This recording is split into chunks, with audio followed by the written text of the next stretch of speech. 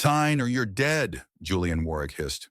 Thunder roared over Miami as Zola Nkrumah, a radiant black content creator, stood frozen in his opulent penthouse. Julian, a white media tycoon, pulled Lauren Hayes, Zola's white childhood friend, into a brazen kiss before her eyes, his ultimatum slicing through her soul.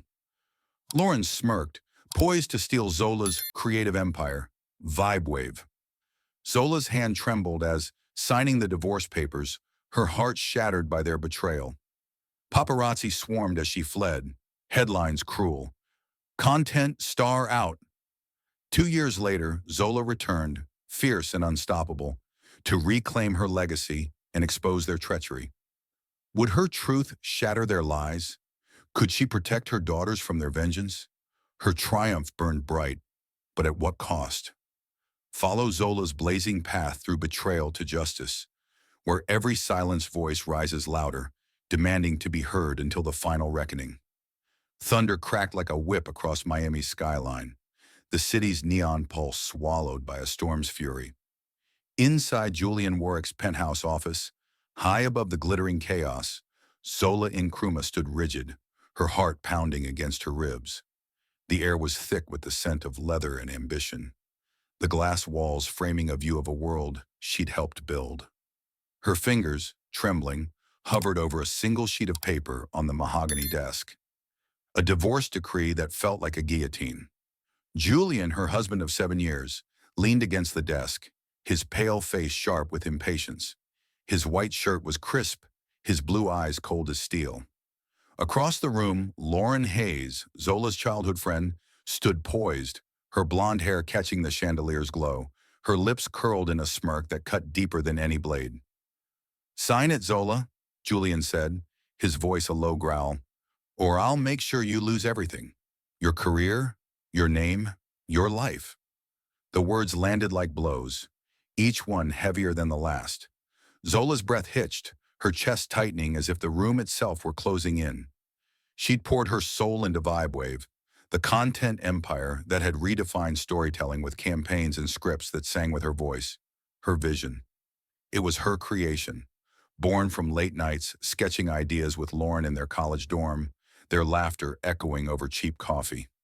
Now that same friend stood ready to steal it all. Zola's eyes flicked to Lauren, searching for a trace of the girl who'd once braided her hair during finals week, who'd cried with her when her first pitch was rejected. But Lauren's gaze was unyielding, her pale skin flushed with triumph. "Don't make this harder than it needs to be," Lauren said, her voice smooth as silk, but laced with venom. "You had your moment, Zola. It's my turn now." The room spun. Zola's heart, already bruised, fractured further. She wanted to scream, to claw back the years of trust she'd given Lauren, but her voice caught in her throat. Julian stepped closer to Lauren, his hands sliding possessively around her waist. Then in a move that felt like a dagger to Zola's core, he pulled Lauren into a brazen kiss, their lips meeting with a deliberate slowness right before her eyes. The sound of their breath, the soft press of their mouths was a mockery of everything Zola had believed in. Her stomach churned, bile rising as the betrayal sank deeper. This wasn't just a divorce, it was a public execution of her heart. "Sign," Julian repeated, breaking the kiss but keeping his arm around Lauren, his eyes locked on Zola. "Or I'll make sure you disappear. No one will even remember your name." The threat was a blade held to her throat, cold and final. Zola's fingers tightened into fists, her nails biting into her palms. She thought of VibeWave, her scripts for campaigns that had gone viral, her documentaries that had given voice to the silenced. It was hers, not theirs. But the weight of Julian's power, his media empire, his connections, pressed down on her. He could ruin her, and worse, he could end her. Her hand moved to the pen, trembling as if it carried the weight of her entire world. She wore a sharp pink blazer, its V-neck framing her resolve, her long, sleek hair falling over one shoulder like a quiet rebellion. The storm outside roared louder, rain lashing the glass, mirroring the chaos in her soul. She wanted to fight, to tear the papers apart, but the memory of Julian's threat, "Your life," echoed, and Lauren's smirk, that cruel twist of lips, burned into her mind. Zola's heart screamed, How could you? They'd been sisters, or so she'd thought, their dreams intertwined since they were teens. Now Lauren was stepping into her life, her work, her love, as if Zola were nothing. She pressed the pen to the paper, her vision blurring with tears she refused to let fall. Each stroke of her signature felt like a betrayal of herself, a surrender to their cruelty. But as she wrote, a fire kindled deep within, a vow, silent but fierce. "You'll regret this," she whispered, her voice barely audible over the storm. Julian's laugh was sharp, dismissive. "You're nothing without me," he said, his arm still around Lauren. "VibeWave is ours now." Lauren stepped forward, her heels clicking on the marble floor. "You were always too much, Zola," she said, her tone dripping with false pity. "Too loud, too bold. The world doesn't need another you." The words were a slap, but Zola's eyes locked onto Lauren's, burning with a defiance that refused to break. She remembered their late-night talks, Lauren's quiet envy when Zola's pitches won clients, her subtle jabs masked as jokes. The Gen-T had always been there, festering, waiting for this moment. Zola pushed the signed papers across the desk, her hands steady now, fueled by rage. "You think this ends me?" she said, her voice low, cutting through the room's tension. "You don't know what I'm capable of." Julian's smirk faltered for a split second, but Lauren's laugh was cold. "Run along, Zola," she said. "Miami's done with you." The door to the penthouse felt miles away as Zola turned, her steps deliberate despite the storm in her chest. She passed walls lined with framed VibeWave campaigns, her stories, now branded with Lauren's name. The elevator ride down was a descent into a void, her reflection in the mirrored walls showing a woman on the edge of breaking, but not broken. Her heart pounded with a rhythm of jazz, the music of her ancestors whispering strength. She'd built VibeWave from nothing, given its soul. They could take her name, her marriage, but not her fire. Outside, the Miami night was a frenzy of paparazzi, their cameras flashing like lightning. Zola shielded her face, the storm soaking her blazer, her hair clinging to her shoulders. Headlines were already forming in her mind. Content star Zola Nkrumah out. The cruelty of it burned, but she kept walking, each step a promise to herself. She boarded a bus to New Orleans, the city of her roots, where the jazz was loud and the spirits were louder. In the darkness of the rain-slicked night, Zola clutched her bag, her fingers brushing a notebook filled with her original VibeWave scripts. She wasn't done. Not yet. The bus rumbled away, carrying her from Miami's betrayal to a future she'd forge alone. Julian and Lauren thought they'd erased her, but they'd only lit a fuse. Zola's tears dried, replaced by a resolve as unyielding as the storm. She whispered to herself, a vow to the ghosts of her past and the dreams of her future. "I'll be back, and you'll wish you'd never crossed me." The city faded behind her, but her heart beat with purpose, a rhythm that would not be silenced. The bus had long vanished into the humid embrace of New Orleans, leaving Miami's venomous glow far behind. Zola Nkrumah sat in her small studio, the heart of SoulSpark, her sanctuary of creation. The air hummed with the faint echo of jazz from a nearby street band, notes curling like smoke through the open window. 2 years had passed since the night she'd signed away her marriage, her dreams, her name. The memory of Julian's lips on Lauren's, their mocking laughter, still burned.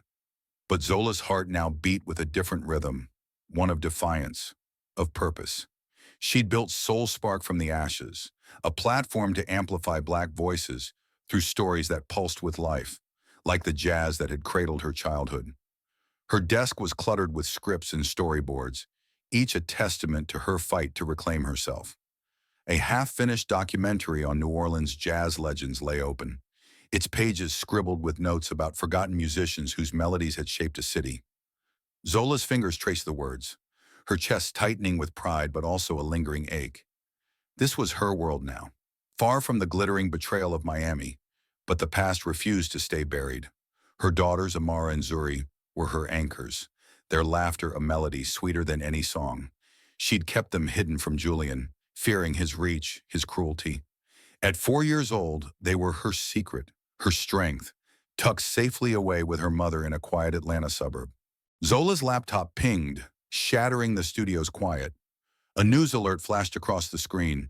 Julian Warwick and Lauren Hayes to launch VibeWave at StreamCon. Her breath caught, a sharp stab of rage slicing through her calm. VibeWave, her creation, her scripts, her campaigns that had once set the media world ablaze, now branded with Lauren's name. She clicked the article, her eyes narrowing as she read about the visionary duo poised to redefine content creation. The lie was a fresh wound, reopening the scar of that night in the penthouse. Lauren's smirk, Julian's cold threat, "You're nothing without me," echoed in her mind, each word a spark to the fire within her. She opened a folder on her laptop, one she hadn't touched since Miami. Files spilled across the screen, scripts for viral campaigns, pitches for documentaries, every word infused with her soul.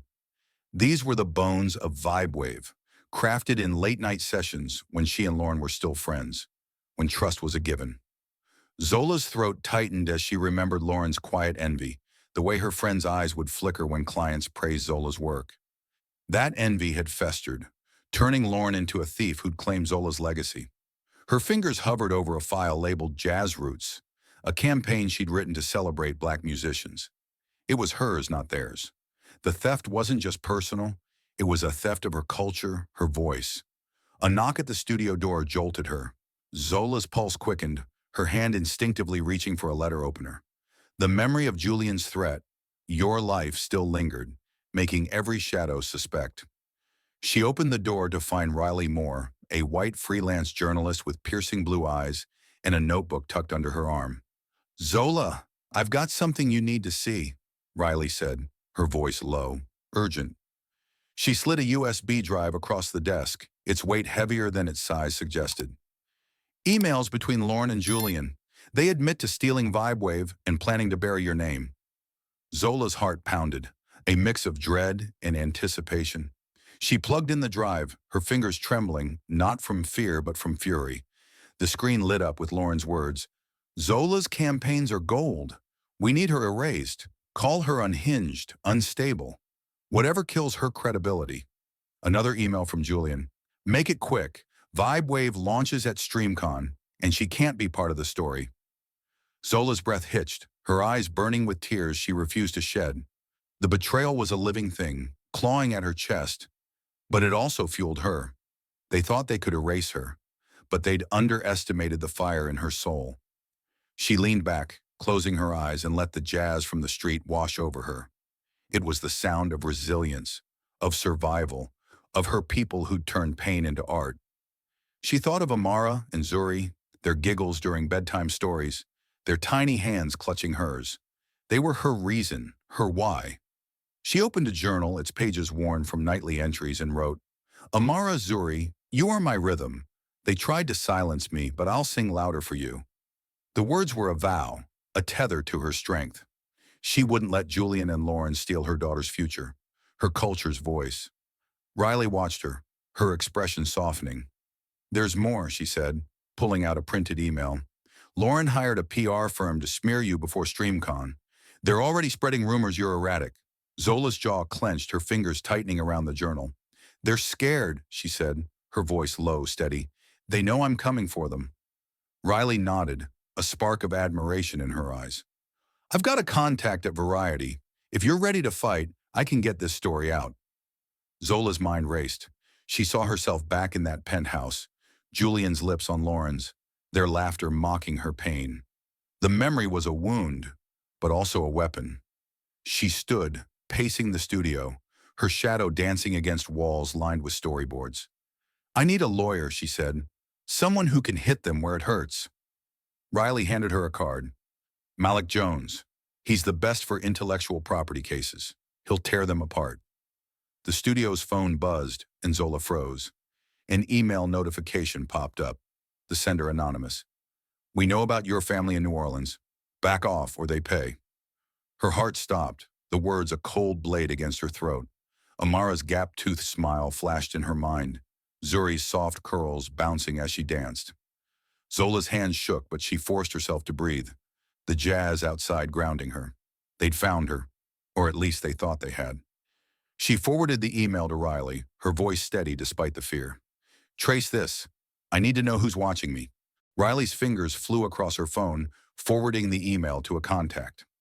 I'll get on it, she said. But Zola, this means they're desperate. You've got them rattled. Zola nodded, her eyes narrowing.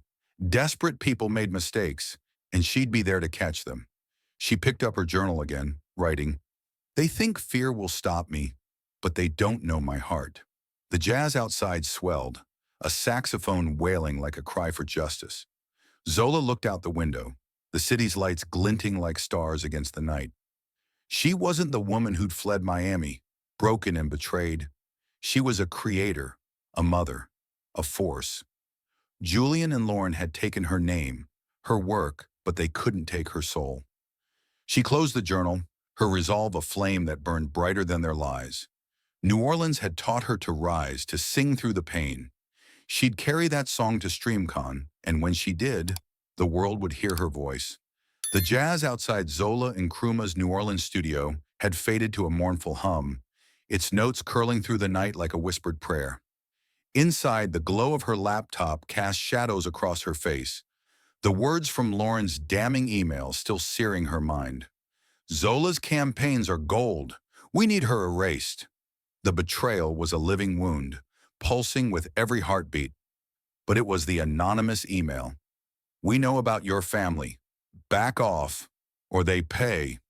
That turned her blood to ice. Zola's hand hovered over her journal, its pages a sanctuary for her fears and fury. Amara and Zuri, her daughters, were safe in Atlanta, but the threat felt like a noose tightening around her heart.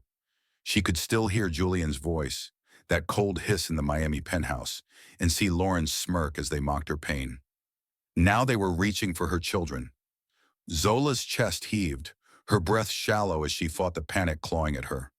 She closed her eyes, letting the memory of her daughter's laughter ground her. Amara's gap-toothed giggle, Zuri's soft hum as she danced to jazz records. They were her rhythm, her reason to stand tall. She opened her journal, pen scratching against paper. My loves, they think they can scare me, but you are my courage. I'll fight for you, always.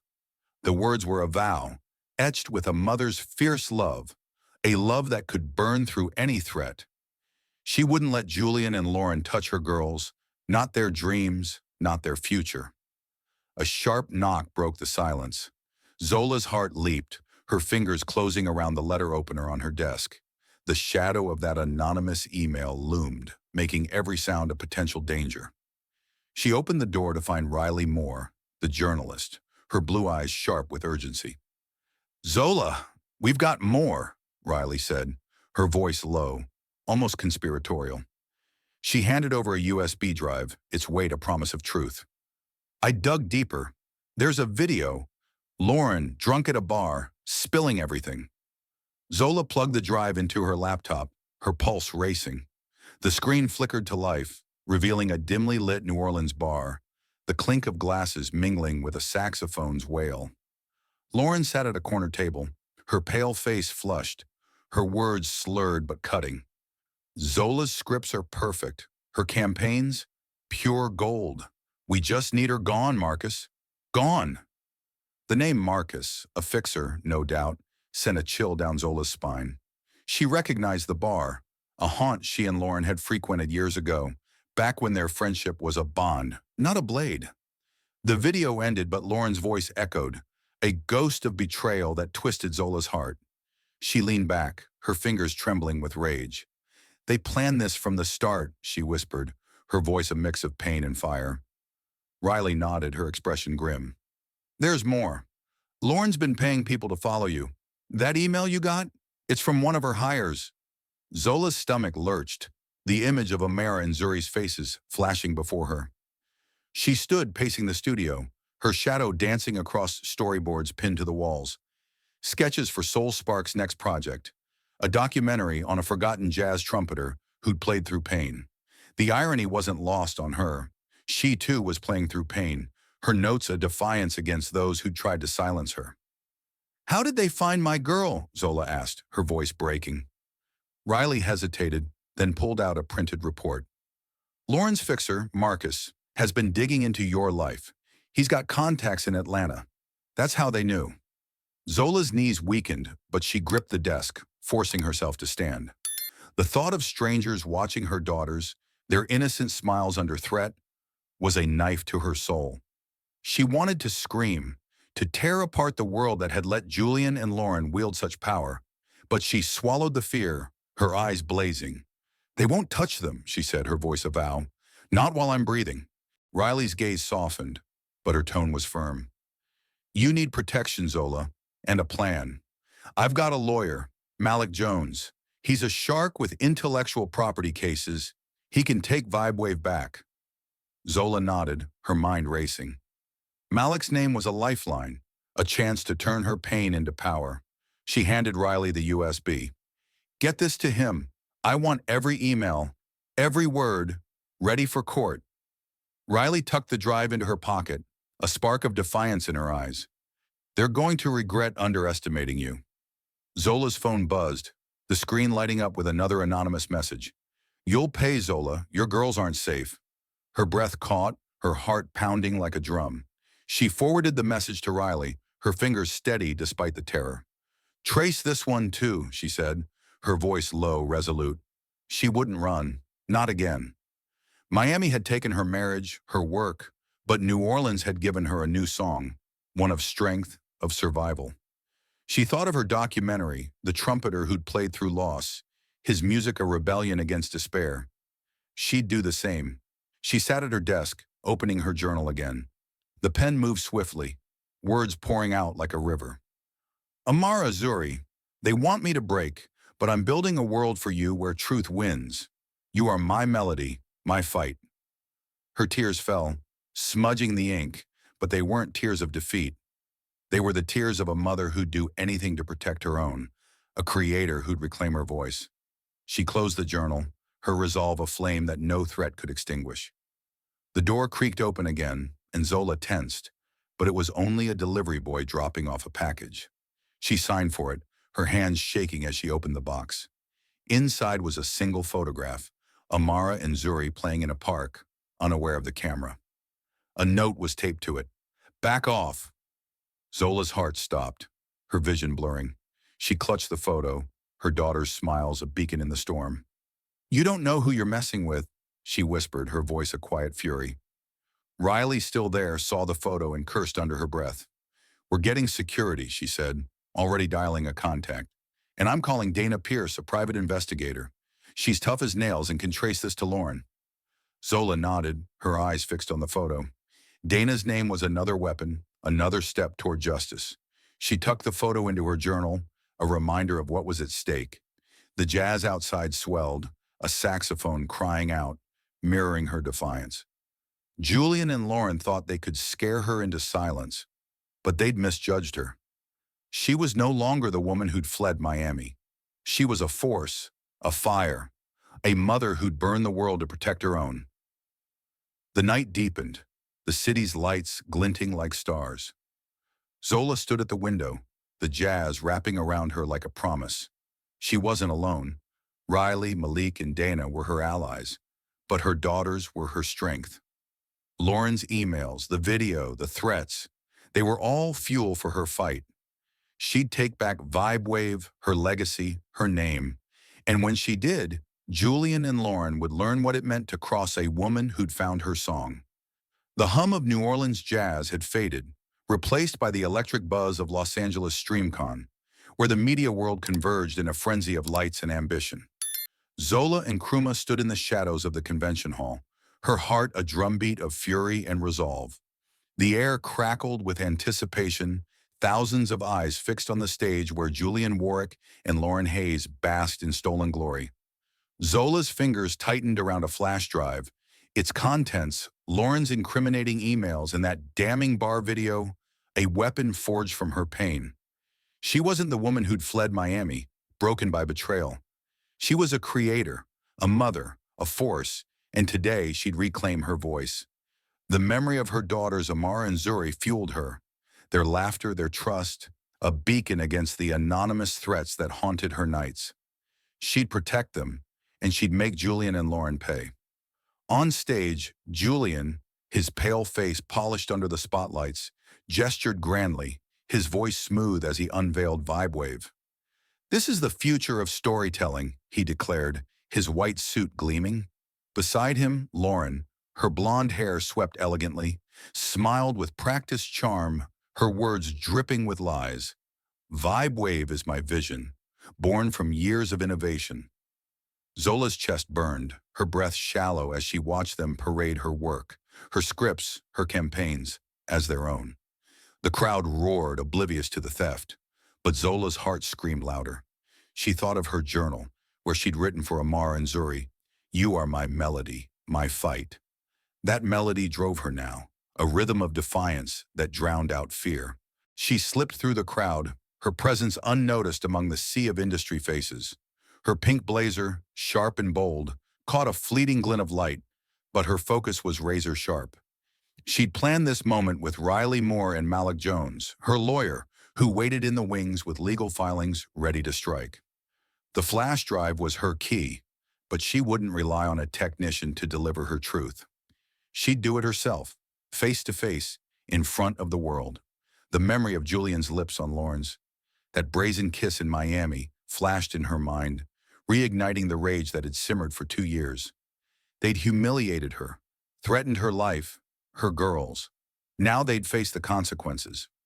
As the keynote shifted to the Q&A, Zola moved toward the stage, her steps steady despite the storm in her chest. The moderator called for questions, and she seized her moment, stepping into the spotlight. Gasps rippled through the crowd as she raised a hand, her voice cutting through the hall like a blade. "I have a question for Julian and Lauren." Their faces froze, Julian's eyes narrowing, Lauren's smile faltering. Zola held up the flash drive, her heart pounding, but her gaze unyielding.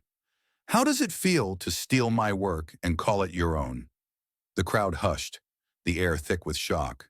She signaled a technician, who patched her laptop to the massive screen behind the stage. Lauren's email appeared, projected in stark black and white. "Zola's campaigns are gold. We need her erased." Murmurs erupted, growing louder as Zola played the bar video. Lauren's slurred voice echoing, "Zola's scripts are perfect. We just need her gone." The crowd's gasps turned to whispers, then shouts. Zola's voice rose, steady and fierce. "VibeWave is my creation, my scripts, my campaigns, my soul. You stole my dreams, but I'm taking them back." Her words were a thunderclap, shaking the hall, her pain and power laid bare. Julian's face drained of color, his hands gripping the podium. "This is a misunderstanding," he stammered, his voice cracking. Lauren lunged for the microphone, her eyes wild. "She's lying! She's unstable!" But the crowd wasn't hers anymore. A journalist in the front row stood, clapping slowly, sparking a wave of applause. Zola's heart swelled, not with pride but with vindication. She saw Amara and Zuri in her mind, their smiles urging her on. She'd written in her journal, "They want me to break, but I'm building a world for you." This was that world rising from the ashes of betrayal. The screen flickered again, showing another email from Julian. "Make it quick. She can't be part of the story." The crowd's outrage grew, phones flashing as reporters captured the moment. Zola stood tall, her voice unwavering. "You forced me to sign divorce papers, threatened my life, and gave my work to her. But the truth doesn't need your permission." Lauren's face crumpled, her pale hands trembling as she backed away. Julian tried to speak, but his words drowned in the crowd's clamor. Sponsors in the audience whispered urgently, their faces grim. Zola knew their empire was cracking. She stepped off the stage, her heart pounding with a mix of triumph and rage. The applause followed her, a wave of support that felt like jazz, raw, unyielding, alive. But as she reached the wings, her phone buzzed, a new message from an unknown number. "This isn't over." Her breath caught, the threat a cold shadow over her victory. She thought of Amara and Zuri, their tiny hands in hers, and her resolve hardened. They could threaten her, but they couldn't stop her. She forwarded the message to Riley, who was already typing furiously, her eyes blazing. "Variety's running this," Riley said. "You just changed the game." Zola nodded, her chest tight with the weight of what she'd done. She'd exposed them, but the fight wasn't over. The memory of that Miami night, Julian's kiss, Lauren's smirk, still burned. But now it was fuel. She'd built SoulSpark to give voice to the silenced, to tell stories like those of the jazz legends she loved, who'd turned pain into art. This was her art, her rebellion. She slipped the flash drive into her pocket, its weight a reminder of her power. The crowd's cheers echoed as she walked away, but her mind was on her daughters, her legacy. Outside, Los Angeles pulsed with life, its lights glinting like the New Orleans nights she'd come to love. Zola stood for a moment, the city's energy mingling with her own. She wasn't just fighting for herself, she was fighting for Amara, Zuri, and every voice that had been stolen. Julian and Lauren had underestimated her, but they'd learn. She whispered to herself, a vow as fierce as the jazz that had carried her through. You wanted silence. I'll give you a storm. The convention hall's roar faded behind her, but Zola's fire burned brighter, ready to light the path ahead. The echo of StreamCon's roaring crowd lingered in Zola Nkrumah's ears, but New Orleans greeted her with a quieter pulse, the night air thick with the scent of magnolias and the distant wail of a trumpet. She stood in the doorway of her SoulSpark studio, her heart a tangled knot of triumph and dread. The memory of her voice ringing out in Los Angeles, exposing Julian and Lauren's theft of VibeWave, still burned bright, but the anonymous threat, "This isn't over," clung to her like a shadow. Zola's fingers tightened around her phone, the screen dark but heavy with the weight of those words. Amara and Zuri, her daughters, were safe in Atlanta, yet every creak of the studio's old floorboards felt like a warning. She'd struck a blow against her betrayers, but the fight had only begun, and her heart trembled for her girls. She stepped inside, the studio's familiar clutter, storyboards, scripts, a half-edited jazz documentary, offering a fleeting sense of home. But the air felt wrong, heavy with an unnatural stillness. Zola's breath caught as her eyes swept the room. The storyboards were torn, cameras shattered, their lenses glinting like broken stars on the floor. Scripts she'd poured her soul into lay shredded, their pages scattered like ash. Taped to the wall, a note in jagged scrawl screamed, "Back off or your daughters are next." Her heart stopped, the world tilting as fear surged through her veins. Amara's giggle, Zuri's soft hum to a jazz tune. Their faces flooded her mind, and a sob clawed at her throat. She sank to her knees, clutching a torn script, her fingers trembling with rage and terror. The note was a blade, cutting deeper than Julian's kiss with Lauren or his threat to end her life. This was her sanctuary, her SoulSpark, built to give voice to Black stories, to the jazz legends who'd turned pain into music. Now it was violated, a mirror of the betrayal that had driven her from Miami. Zola's chest heaved, her tears falling onto the ruined pages. She thought of her journal, where she'd written, "You are my melody, my fight." That melody was faltering now, drowned by the fear that Julian and Lauren's reach could touch her daughters. She whispered their names, Amara, Zuri, like a prayer, her voice breaking as she fought to hold herself together. The door creaked, and Zola's hand shot to a fallen tripod, gripping it like a weapon. Her pulse thundered, every shadow a threat.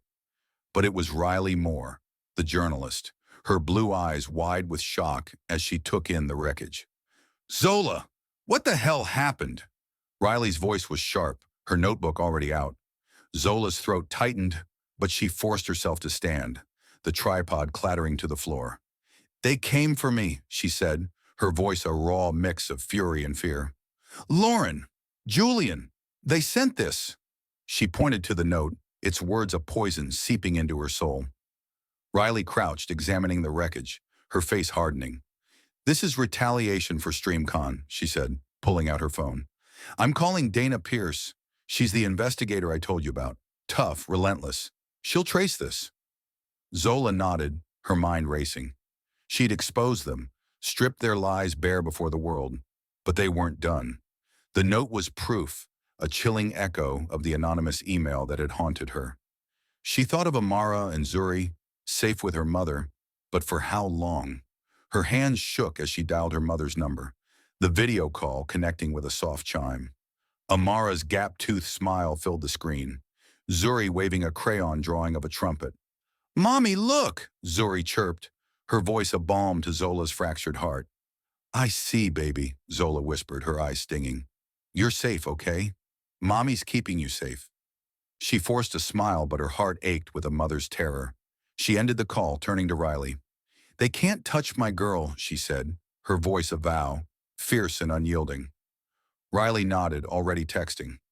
"Dana's on her way. She's got contacts who can dig into Lauren's network." Zola's gaze fell to the note, her fear hardening into resolve. She wouldn't let them win, not after she'd reclaimed her voice at StreamCon. This was her fight, for her daughters, for her culture, for every story she'd told through SoulSpark. Dana Pierce arrived, her white face stern, her voice clipped with a no-nonsense edge. "This is Lauren's work," she said, studying the note. "I traced the email you sent me.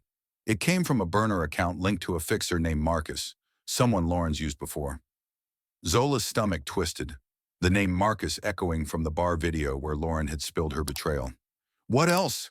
Zola asked, her voice steady despite the storm inside. Dana pulled out a tablet showing a bank transfer. Lauren paid a local thug through Julian's company account. $5,000 to trash this place. "They're desperate, Zola. You've got them cornered." Zola's eyes burned, not with tears but with fury. Desperate meant dangerous, but it also meant weak. She thought of the jazz trumpeter in her documentary, a man who'd played through poverty and prejudice, his music a rebellion against despair. She was no different. "Send everything to Malik," she told Dana, her voice low, resolute. "I want this in court." Riley, still there, nodded, her fingers flying across her phone. "I'm drafting a piece for Variety," she said. "This vandalism, it's the nail in their coffin." Zola knelt, picking up a shredded script page, its title, Jazz Roots, barely legible. It was her campaign to honor black musicians, now torn apart like her trust in Lauren. She clutched it, her heart pounding with a rhythm that refused to break.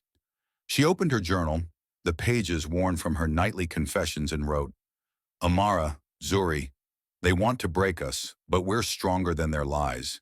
Your mother is a storm, and she's coming for them." The words were her anchor, tethering her to her daughters, to her purpose. She wouldn't let fear silence her song. The studio's window rattled, the night outside alive with the city's pulse. Zola stood, her shadow falling across the wreckage. The jazz from the street swelled, a saxophone crying out, mirroring her defiance. Julian and Lauren thought they could scare her into submission, but they'd misjudged her. She was a creator, a mother, a woman forged in fire. Every threat, every broken camera, only sharpened her resolve. She looked at Riley and Dana, her allies in this fight, and said, "They want a war? I'll give them one." The words were a promise, a melody of vengeance that would carry her forward, unbroken. The New Orleans night had surrendered to dawn, but its jazz wail still echoed in Zola Nkrumah's heart, a defiant rhythm against the fear that had gripped her since the vandalism of her SoulSpark studio. Now in a Miami courtroom, she sat rigid, her pulse a drumbeat of anticipation and rage. The air was heavy with the scent of polished wood and tension, the gallery buzzing with whispers as reporters scribbled furiously. Zola's eyes locked on the defendant's table, where Julian Warwick and Lauren Hayes sat, their pale faces taut under the fluorescent glare. The note pinned to her wrecked studio, "Back off or your daughters are next," burned in her memory, a wound that fueled her fire. Amara and Zuri, safe in Atlanta, were her heartbeat, their laughter a melody she clung to. Today she'd turn her pain into justice, her silence into a roar. The judge, a stern woman with silver hair, called the court to order, her gavel a sharp crack that silenced the room. Zola's lawyer, Malik Jones, stood, his presence commanding as he faced the bench. Zola's chest tightened, her breath shallow as she recalled the evidence they'd built. Lauren's emails admitting the theft of VibeWave, the bar video of her drunken confession, the bank transfer for the studio vandalism, and Julian's chilling recorded threat to end her life. Each piece was a brick in the wall of her truth, a wall she'd built to protect her daughters and reclaim her legacy. She thought of her journal, where she'd written, "Your mother is a storm, and she's coming for them." That storm was here, ready to break. Malik's voice cut through the tension, steady and unrelenting. Your Honor, the defendants, Julian Warwick and Lauren Hayes, conspired to steal my client's intellectual property, VibeWave, and orchestrated a campaign of intimidation, including a death threat and vandalism. He held up a printed email. Lauren's words glaring. Zola's campaigns are gold. We need her erased. Zola's heart clenched, the betrayal as raw as the night Julian kissed Lauren before her eyes. She gripped her journal, hidden in her lap, its pages a lifeline to her daughters. Amara's crayon drawings, Zuri's soft hums. They were why she sat here, unbowed. The courtroom screen flickered and the bar video played, Lauren's slurred voice echoing, Zola's scripts are perfect. We just need her gone. Gasps rippled through the gallery, reporters' pens scratching like a storm. Zola's eyes stung, but she refused to cry. She saw Lauren shift, her pale hands trembling, her blue eyes darting to the exit. Julian sat rigid, his white suit creased, his jaw tight as he avoided her gaze. Malik pressed on, presenting a bank transfer, $5,000 from Julian's company to a thug named Marcus for the studio attack. Zola's stomach twisted, the memory of her shattered cameras and torn scripts a fresh wound. She'd built SoulSpark to honor black stories, jazz legends who'd turned pain into art, and they'd tried to burn it down. Your Honor, Malik continued, we have a recording of Mr. Warwick threatening Ms. Nkrumah's life. The courtroom fell silent as Julian's voice played, cold and venomous. If she fights, make her disappear. Zola's breath caught, her heart pounding as if she were back in that Miami penthouse, his threat a blade at her throat. She clutched her journal, her fingers tracing the words she'd written for her girls. You are my rhythm. The pain of that night, Julian's lips on Lauren's. Their laughter surged back, but now it was fuel. She stared at them, her gaze a fire that could consume their lies. Julian's lawyer, a slick man in a tailored suit, rose, his voice smooth but desperate. This is a misunderstanding, Your Honor. My clients acted under pressure, not malice. Zola's blood boiled, her nails digging into her palms. Pressure? They'd stolen her work, threatened her daughters, trashed her sanctuary. She wanted to scream, but her silence was her strength, a jazz note held until it shook the soul. Malik countered, holding up the note from her studio. Back off or your daughters are next. This isn't pressure, he said, his voice sharp. This is conspiracy, theft, and attempted intimidation. Lauren broke, her voice a hoarse whisper from the defendant's table. It wasn't supposed to go this far. The admission hung in the air, a crack in her polished facade. Zola's eyes locked onto hers unflinching, and for a moment she saw the girl Lauren had been, her friend, her confidant, before envy turned her to a thief. The memory of their college nights, scripting dreams over coffee, twisted in Zola's chest, but she pushed it down. That girl was gone. Lauren's pale face crumpled, her hands covering her mouth, but Zola felt no pity, only resolve. The judge's voice cut through. Enough! She turned to the jury, her expression grave. You've seen the evidence. Deliberate. Zola's heart raced as the jury filed out, their faces unreadable. She thought of Amara and Zuri, their laughter a shield against the fear that had haunted her since the vandalism. She opened her journal writing, My loves, today I fight for you, for us, for every story they tried to steal. The words were her armor, her truth a weapon sharper than their lies. She closed the journal, her breath steadying as she waited, her fire burning brighter with every passing second. The jury returned, their verdict a thunderclap. Guilty on all counts, extortion, intellectual property theft, conspiracy. Zola's chest heaved, a sob escaping despite her resolve. The gallery erupted, reporters shouting, cameras flashing. Julian's face drained of color, his hands gripping the table as if it could save him. Lauren slumped, her sobs muffled, her empire of lies collapsing. The judge continued. Mr. Warwick's company assets will be seized to cover legal debts.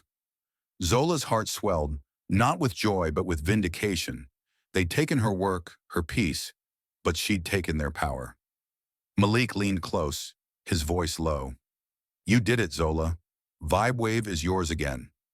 She nodded, her eyes fixed on Julian and Lauren as they were led away, their pale figures diminished under the weight of their guilt. She wanted to feel triumph, but the threat to her daughters lingered, a shadow over her victory. She thought of her jazz documentary, the trumpeter who'd played through loss, his notes a rebellion. She was that rebellion now, her story a song that refused to be silenced. Outside, Miami's heat pressed against her, the city's pulse a stark contrast to the courtroom's chill. Reporters swarmed, but Zola walked past, her head high. Riley caught up, her notebook out. "Variety's calling you the fire of justice," she said, a smile breaking through. Zola's lips curved, but her heart was with Amara and Zuri. She'd won, but at what cost? The note, the threats, they were still out there. She whispered to herself, a vow as fierce as the jazz that had carried her. "You can't break me. Not now. Not ever." The Miami courtroom's echo of justice still rang in Zola Nkrumah's ears, a fierce counterpoint to the jazz that now swirled through New Orleans' grandest theater. 2 years had passed since her victory over Julian Warwick and Lauren Hayes, their guilty verdict a blade that had cut through their lies. Yet the shadow of Lauren's threats lingered, a faint discord in Zola's heart. Tonight, at SoulSpark's gala, she stood on the cusp of triumph, her soul alight with pride and purpose. The theater glowed with chandeliers, their light dancing across banners celebrating Black voices, jazz legends, poets, storytellers, whose stories SoulSpark had brought to life. Zola's heart swelled, but beneath it, a mother's fear pulsed. Her daughters Amara and Zur, her guiding melody. She'd fought for this moment, for them, and she'd sing louder than ever. The crowd buzzed, a sea of faces drawn to the gala's promise of art and truth. Zola stood backstage, her breath steady but her chest tight with the weight of her journey.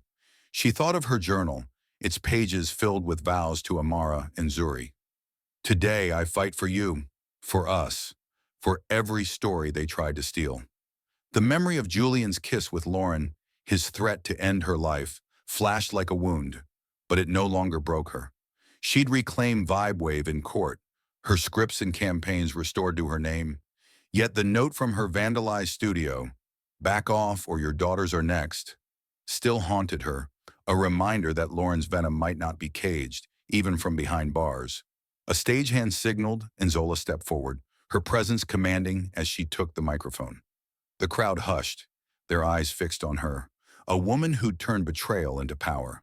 "They tried to silence me," she began, her voice a rich, resonant note, like the jazz trumpeter in her documentary who'd played through pain. "They stole my work, my dreams, threatened my life, but I rose." Her words carried the weight of her struggle, each syllable a defiance of the past.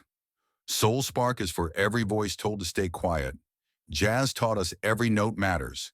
Tonight we play loud. The crowd erupted, their applause a wave that lifted her heart.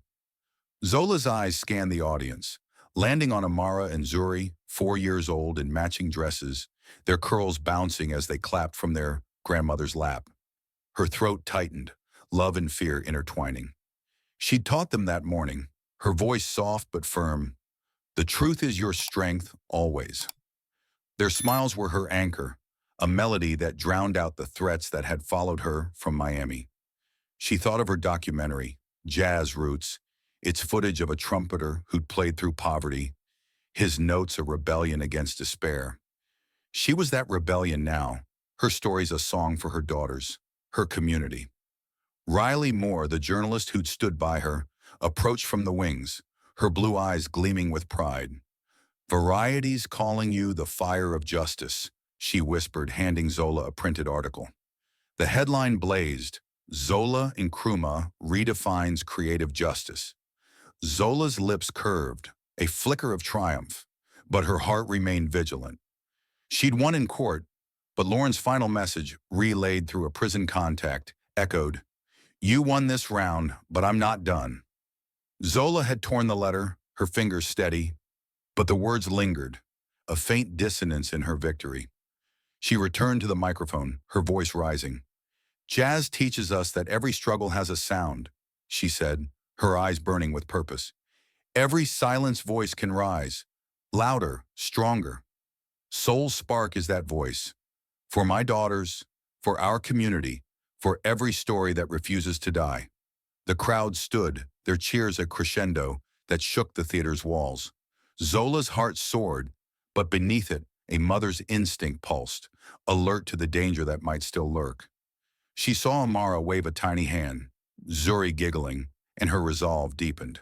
No threat could touch them, not while she stood tall. Backstage, Malik Jones, her lawyer, joined her, his face warm with admiration. "You've changed the game," he said, his voice low. "SoulSpark's leading the industry now." Zola nodded, her mind drifting to the documentary's trumpeter, whose music had carried her through nights. She'd built SoulSpark to honor such stories, to give voice to Black artists who'd been erased, just as she'd nearly been. "This is for them," she said, her voice soft but fierce, "for every jazz note that refused to fade." A stagehand handed her a sealed envelope, and Zola's heart skipped. Her fingers trembled as she opened it, expecting another threat. Instead, it was a letter from a young Black filmmaker, inspired by SoulSpark. "Your story gave me courage to tell mine." Tears stung her eyes, not of fear, but of purpose. She tucked the letter into her journal, its pages a testament to her fight. She wrote, "Amara, Zuri, I'm building a world where your voices will soar. They tried to break me, but I'm louder now." The words were her shield, her love for her daughters a fire that burned through doubt. The gala continued, music swelling as a jazz quartet took the stage, their notes a vibrant echo of Zola's spirit. She joined Amara and Zuri in the audience, kneeling to hug them, their warmth a balm to her fears. "Mommy's proud," she whispered, kissing their foreheads. Zuri giggled, waving her crayon drawing of a trumpet, while Amara asked, "Is this your song, Mommy?" Zola smiled, her heart full. "It's our song, baby," she said, her voice trembling with love. The crowd's energy wrapped around them, a community united by her vision, her truth. Riley approached again, her notebook out. "The world's watching, Zola," she said. "What's next?" Zola's gaze hardened, the memory of Lauren's prison letter a faint shadow. "We keep singing," she said, her voice a vow, "for every artist, every story, every note." The jazz quartet played on, their music a rebellion, a celebration. Zola stood, her daughter's hands in hers, her heart a drumbeat of triumph. She'd faced betrayal, threats, and loss, but she'd risen, her voice louder than ever. The theater's lights glowed, a beacon of her legacy, but a quiet fear lingered. Lauren's words, a distant threat, whispering that the fight might not be over. The glow of SoulSpark's gala lingered in Zola Nkrumah's heart, its jazz-infused triumph, a melody that drowned out the echoes of Lauren's prison letter. Now, New Orleans' humid night pressed against her, the city's pulse a quiet hum as she walked a shadowed street, Amara and Zuri's tiny hands warm in hers. The air carried the faint scent of rain and decay, a stark contrast to the theater's grandeur. Zola's chest swelled with pride. Her daughters, her legacy were safe, her voice restored through SoulSpark's stories of Black resilience. Yet a mother's vigilance lingered, the memory of threats against her girls a faint discord in her victory. She'd taught Amara and Zuri that truth was their strength, but the world still held shadows, and Zola's heart beat with a fierce readiness to face them. The street corner ahead flickered under a broken street lamp, its light stuttering like a dying star. Zola's steps slowed as two figures emerged from the gloom, their silhouettes haggard against the city's backdrop. Her breath caught, her heart lurching with a mix of recognition and disdain. Julian Warwick and Lauren Hayes, once titans of media, stood there, their pale faces gaunt, their clothes tattered. The man who'd kissed her betrayer before her eyes, who'd threatened her life, now clutched a cardboard sign. Lauren, who'd stolen VibeWave and mocked her pain, held out a trembling hand, her blue eyes dull with defeat.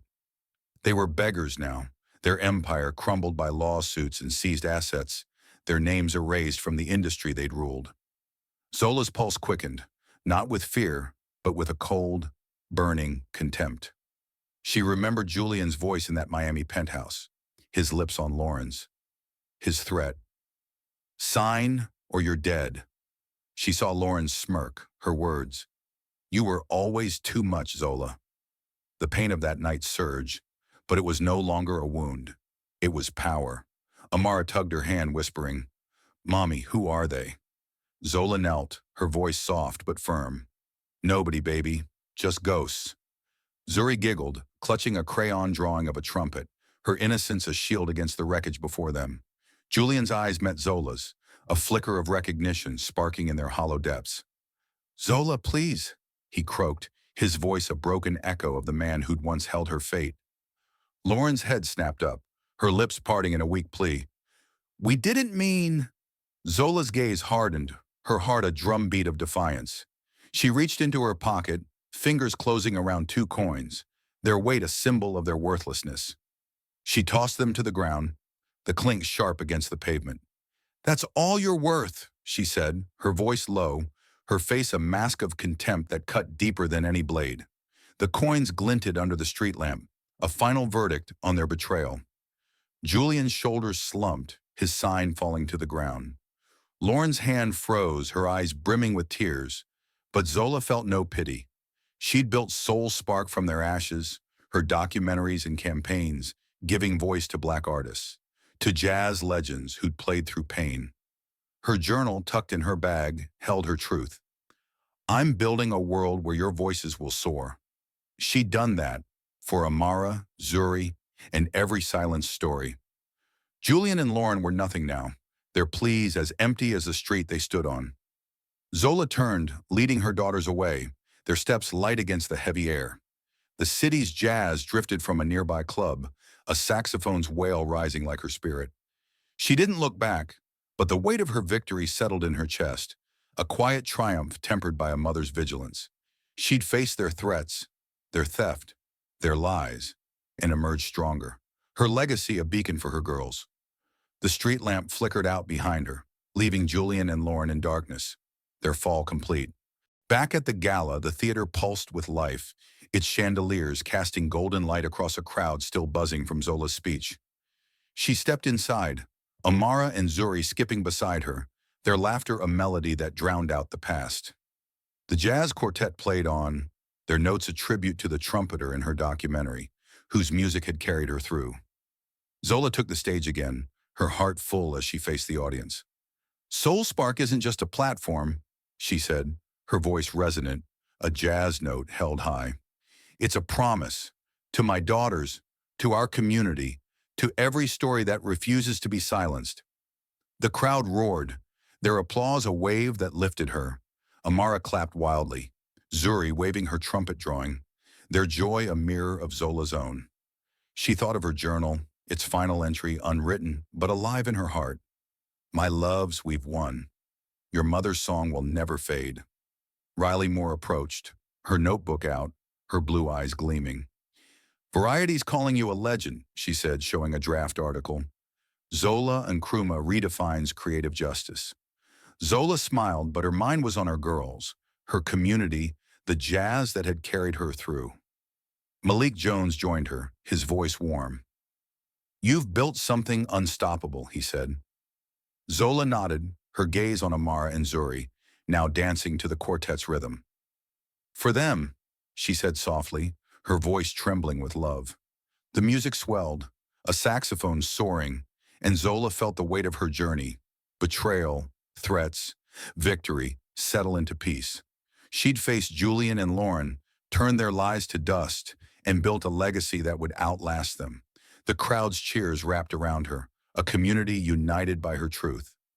As the gala wound down, Zola knelt beside her daughters, their warmth a balm to her soul. "Mommy's song is yours now," she whispered, kissing their foreheads.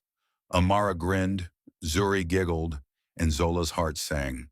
The jazz quartet played its final note, a lingering cry that echoed her triumph. She stood, her eyes bright with purpose, her legacy secure. Julian and Lauren were gone, their pleas lost to the wind. But Zola's voice, her story, her fight, would ring on, a melody that no one could silence. Zola Nkrumah's song still echoes, a jazz note of triumph over betrayal, a mother's vow to rise for her daughters and her community. From the ashes of Julian and Lauren's treachery, she forged SoulSpark, a beacon for silenced voices, her legacy unyielding. Her contemptuous toss of 2 coins marked their fall, but her heart sang for Amara, Zuri, and every story that refuses to fade. What did Zola's journey stir in you? Did her fire ignite your own? Share your thoughts. Your voice matters, just as hers did. Thank you for walking this path with Zola, for hearing her melody through the storm. Her story reminds us, truth is a rhythm that never stops. Come back for more tales of resilience, where every note, like Zola's, sings of courage and justice. Until then, keep your fire burning and let your story be heard.